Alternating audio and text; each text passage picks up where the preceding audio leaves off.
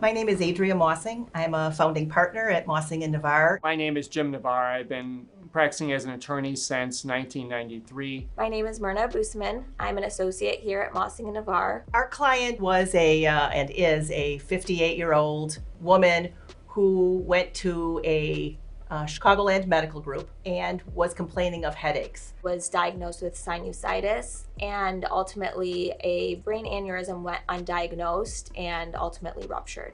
Aneurysms which rupture often lead to death or devastating neurological and permanent consequences. The standard of care required a workup, a neurological workup, which required sending a patient with a severe new onset headache to the ER to get a scan or a lumbar puncture to see whether or not there's been a bleed that has occurred. In her case, there was actually the slight small bleed, and it goes into an area of the brain, in this case, the subarachnoid space. And when it began to bleed, that's when she had this horrible headache.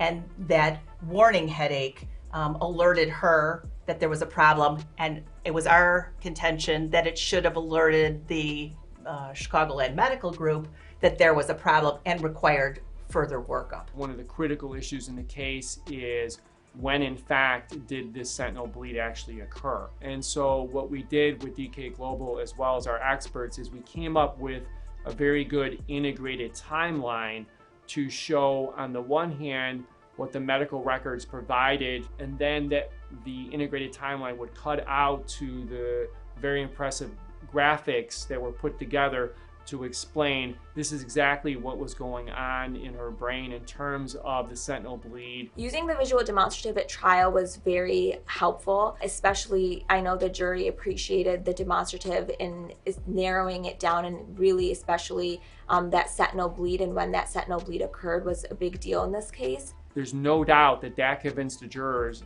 beyond any doubt, frankly, because they all universally agreed on that the sentinel bleed happened on December 22nd. And that was really due to that integrated timeline, which kind of pulled everything together in the case. At the close of our case, the case settled for $8.5 million. We've been very successful, and thanks to DK Global, certainly this was another big success for our firm and most importantly for our clients.